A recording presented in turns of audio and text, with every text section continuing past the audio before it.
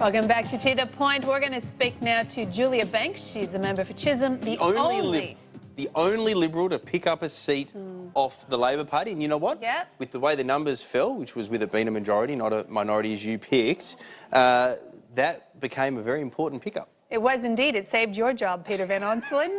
Let's bring her in. I have not thought of it that way, but that is true, having made the promise that I did. Julia Banks, thanks for your company and thank you.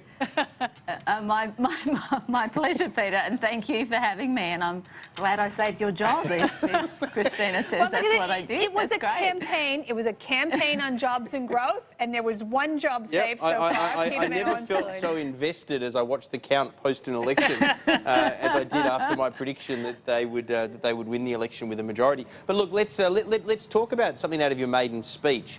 We actually dropped into it here on Sky News and broadcast some of it while you were mid-speech, not knowing what you were going to say, but you were right into it about unconscious bias and the realities of what women in the workforce face. I would argue nowhere more so than in the Parliamentary Liberal Party. There's only 13 of you amongst 76 lower house members of Parliament, not many promotions onto the front bench, very hard to get pre-selected. Something's got to change. What would you say has to change?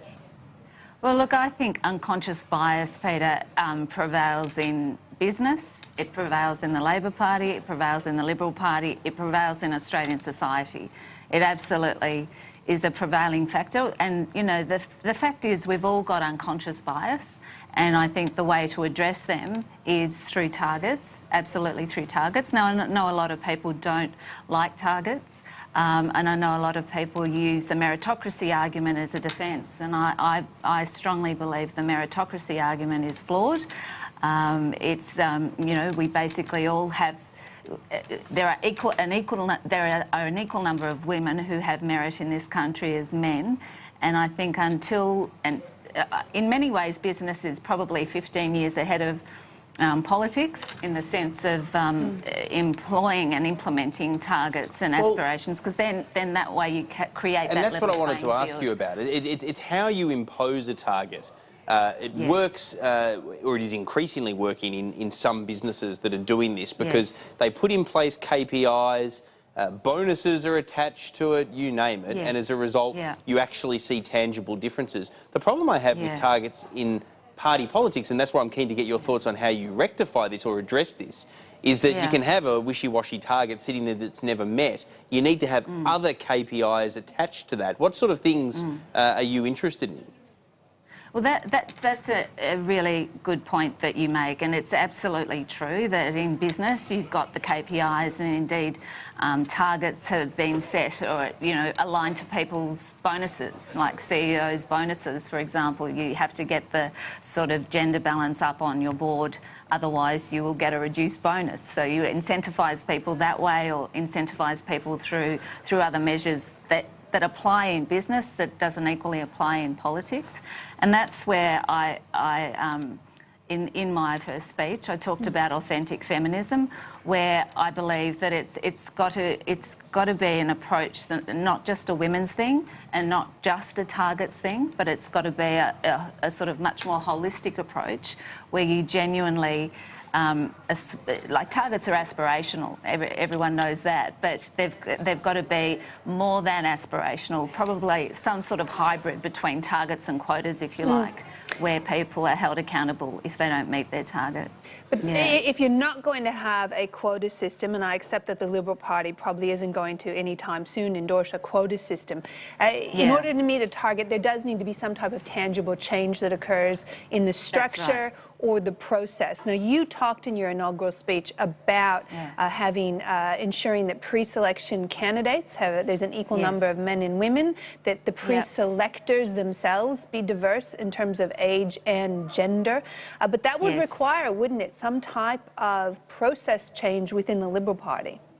Absolutely, absolutely it would. And I've seen that at work in business. One of the best examples I can give is a new CEO came from overseas and one of her key objectives was to increase the gender balance on the board. And she asked me, we were recruiting for a new CFO, and she asked me to go to the sort of shortlist review of the candidates for the CFO position. And the brief had been to them to give us an equally balanced shortlist of men and women. And when we got there, they had 8 men and 2 women. And we basically gave it back to them and said, you know, that is not what we asked for. If it's 2 men and 2 women, that's great. But if it's 8 men and 8 women, that's great. But to give us 8 men and 2 women right from the start, and that's where this has got to start. It's got to start way before we get to the chamber in the House of Representatives. It's got to start at that selection process, so you create that level playing field from which you can move forward. I also noticed in your speech, and I don't know if you chose these words deliberately or not, but it seemed like a direct response to John Howard and his appearance at the National Press Club when you said it's not right to say that we will never achieve a ratio of 50-50 simply because that's been the case historically. And you spoke about the roles that men and women play in terms of sharing domestic responsibility and professional responsibility. Was it a direct response to Mr. Howard? Did you feel the need to put forward a different point of view in your inaugural speech? Yeah, well, first may I say, John Howard is one of the most respected Prime Ministers, and certainly I have an enormous high degree of respect for John Howard. He ranks amongst the sort of the oracle of great Prime Ministers that this country has had the advantage to have. John Howard isn't the first person to say that women bear the brunt of caring responsibilities, and indeed it's true to say that. It was true to say that then, it's true to say it now, it's probably still true to say it currently. My point is that it is not, it's not true to say, and I don't think it's right to say, that we'll never aspire to 50-50 because the world is changing, and indeed men and women are sharing the domestic responsibilities, and we've got a pure example of that in the Liberal Party, and I'm sure Kelly O'Dwyer wouldn't mind me talking about this because she's made it very public, and that is that her husband has basically taken on the main role of primary caregiver in the domestic life while she pursues her career. So, and indeed that happened during my life's journey as well. And mine as well when I was elected to Parliament. Exactly. I would be grateful if things were 50-50 in my household. It would relieve the burden a little bit. Yes. But no, I wanted to... I hope my wife's not watching. I wanted to... No, she's working hard. I wanted to ask you... I wanted to ask you about the optics of question time. 8 seats behind the dispatch box, 6 filled by women, even though there's only 13 women amongst the 76 in the Parliament. Do you feel used? I don't feel used. I do feel that my wardrobe budget is going to have to increase. It's amazing what people notice. I even had someone send a message to my office that I don't look good in white. So all my white jackets are... You sound like you're dwelling on it far too much. Oh, no. I have sympathy for you, you've got to listen to your feel the same constituents, way? Peter. Well, no. I once wore a dress twice within about 3 weeks, and the Daily Telegraph ran a headline, Premier Keneally wears the same dress twice. And it is true. I know what's interesting about that. It is true that women have to face that challenge of our clothing is noticeable, and you've got to invest more money in it simply to avoid that base criticism. And we know the Karl Stefanovic story about him wearing the same suit for a year. The suit that I'm wearing now, I have got 3 of these that Sky News have got for me. They're all exactly the same. So I might as well be wearing the same suit. How do you like that? How do you like that, though? That's the point, though. For a guy, there's nothing wrong with you having 3 of the exact same suit. And that's fine. Exactly. For a woman, though, there's you just a have criticism. to change your tie. Exactly. Your tie and your Which I was shirt. told by Christina Keneally to do before we came on air today, but that is another story. I do want to go back, though, to some of these issues that we're talking about around gender, if I can. OK, fine. Targets rather than quotas. Why is it OK to have a quota between the Nats and the Libs for the front bench? Yeah, look, that's an interesting point as well, and I think, you know, that's why Peter, I talk about a hybrid between targets and quotas. I do think that it needs to be something more than a target, and that's where I believe that, you know, we have to stick by it, and, you know, apply the genuine, authentic feminism approach rather than having quotas and then using them, you know, when we feel like it, which is effectively, and that's why I referred to the Labor quota system. It's not bulletproof, and if we move to a quota system, it wouldn't be bulletproof. And I think it's I've seen it done before successfully in business, and I think it can be done successfully in politics, and particularly in the Liberal Party, because I know that there is as much passion for gender equality as I have across the board in the Liberal Party. I want to ask you about another part of your speech, Julia, and that is you spoke about your multicultural background, your Greek background, your father being a migrant from Greece, and the discrimination that you felt growing up. You described a quite really poignant and sad story about being told as a primary school child to go back home. And for you, that was a confusing statement because home was Australia. Yes. But I also thought it was interesting you talked about the impact of hate speech and the responsibility we all have in our public dialogue. Can you just speak a bit about that? Because you've had a direct experience of what it is to be discriminated in your own home country because of your background. Yeah, and I think the point of that and the aftermath of my speech was the feedback I got from many constituents and many people across Australia, indeed, in terms of they've been through the same experience. And it's not really unless you go through that. And indeed, in Chisholm, you know, it's the third most culturally diverse electorate in the country. So I'm sure there is a lot of people who've been through something similar. Like for me, the only Greek part of me, the ostensible optical Greek part was my surname and the fact that I'm dark, you know, got dark hair and dark skin. But, you know, it was really about my non-Anglo surname. And for other people, like for Asian people who look different, or indeed, you know, now for Muslims or women who, you know, who look different by the way they dress or whatever, that is all something where I'm sure they're experiencing now and experienced then, back then, what I experienced. And it's not a unique experience. And I guess from my point of view, that's where I believe, you know, obviously we had the speeches that got the most publicity was Pauline Hanson's. And, you know, I guess, again, coming from my business background, I have a high regard for fact. And to make these pronouncements about groups of people, I believe is just wrong. It's just wrong, and it's completely not aligned to our immigration policy, which is completely non-discriminatory. And that's why I believe that people in the media and people who have that share of voice, where that child is going to be watching that Muslim child would be watching that, I believe they have a responsibility to think before they speak, and that's what I, you know, that's what I truly believe.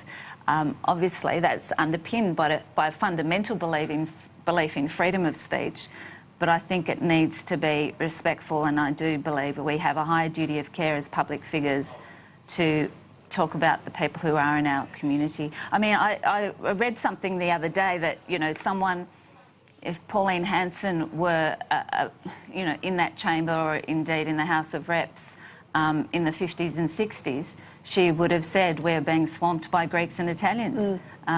You know, and, you know, in the 90s... She's already changed the tune on that. 20 years ago she said Asians, now she's moved on to Muslims, as long as it's not the Dutch in 20 years. But I tell you what... That's right. That's right. Or Americans. Yeah, or Americans, indeed. I want to go back to gender and politics and ask you a question. Do you get frustrated with the blokes always been described as the big new rising stars. You know, once upon a time it was Jamie Briggs, Josh Frydenberg still gets it, Christian Porter gets it even though he doesn't turn up to important votes in the afternoon, Angus Taylor gets it even though he kicks his own party in his speeches to the Sydney Institute, and then you've got all these people getting promoted, and then you've got women like Melissa Price, who was actually a senior executive in a large company, still languishing on the backbench after years. Linda Reynolds, the first ever woman to become a general in the Australian military, and she continues to languish on the backbench. Sarah Henderson, a News Corp lawyer, not exactly a company that is backwards in going forward, so I imagine she's fairly robust from that experience, not to mention her journalistic experience. Now you've joined the ranks. I mean, do you get frustrated that the blokes are always touted as, oh, this guy or that guy might be the next big thing, but women in comparison seem to have to wait that extra bit longer for promotion? Well, I think it's great that you've summarised those great women in the Liberal Party in terms of what they've done, and indeed, you know, Julie Bishop and Kelly O'Dwyer. You know, we have great women and great backgrounds, and you know, I can't comment on the appointments to cabinet. I'm a newbie in that sense. You can make a headline. I mean, if you wanted to offer a strong view. Yeah, I'm not going to do a Pauline Hanson and make a headline, but you know, I just, you know, I guess that again that no doubt over time and throughout history, unconscious bias may have played a part in that, Peter, as it has in business. You know, you know, in my 25 years in business, I've seen men appointed above women, and you'd have to assume that in some occasions, I'm not saying in this parliament, but in some occasions in the past in my business life, I'd have to make the very clear assumption, which was probably established by fact later, that those women were overlooked based on an unconscious bias of the men who were in leadership at the time. And, you know, indeed, former prime ministers have had that unconscious bias. So. Yeah. Well, yes, indeed. And I mean, we all have unconscious biases, you know. And you did speak about that in your speech. The other thing that you spoke to, which I suspect resonated with a lot of working mothers, was the tug that you feel, the emotional tug when you have to leave a child at home, particularly one that might be sick or unwell, or leave them in childcare or whatever the situation might be. But that you also knew, you said, that you were a better mother because you were working and you were fulfilling your potential in life. And I thought there would be a lot of women in Australia who would be feeling that same emotional tug, but also be comforted by the fact that there are other people who felt it and other people who have come to the conclusion that I'm actually a better mother because of what I'm doing. And that's contrary, because you often do hear an argument that, you know, that you're not a good mother, or it's an insinuation that you're not a good mother if you leave your children and go out to work. Absolutely. Yeah. So, and is that something, you know, that you realized at a point you had to make a conscious decision? I'm going to be a better mother because I'm going to go to work. Yeah, look, I think, you know, the truth comes from the mouth of a child, I guess. And I remember one particular time where I had a very, very intensive overseas travel schedule, and I was away during the preparation for the school play, and my son was only about 5 years old and elected to be Joseph in the school play, so he had a main role. And this other lady, who was particularly a mum who felt that my job should have been like hers, and that should have been to be a stay-at-home mum. And she sort of semi-made Sam's costume, and she said to him, she said, now listen, you know, to my son, who was about 5 years old, and one of my friends was listening on, and she said, perhaps when your mummy comes back from overseas, she can finish sewing your costume. And he turned straight up to her and said, Oh no, my mummy doesn't sew, she works. So, Good on you, Sam. Building Yeah, bridges with the exactly. parents. I tell you what, talk about creating a divide between the stay-at-home mums and the Oh, working. no. Exactly. I'm all with Exactly. Sam. He should go into journalism. he is absolutely ready to poke politicians on a daily basis. I hear you. I hear you. One of my proudest days was when one of my kids bought their father salad servers at the school Christmas gift thing Absolutely. because he worked in the kitchen. Yeah. Julia Banks, we're going to have to leave it there. Thank you so much for coming on To The Point. Thanks for your company. thank you. Thanks, Peter. Thanks, Christina. Thank you.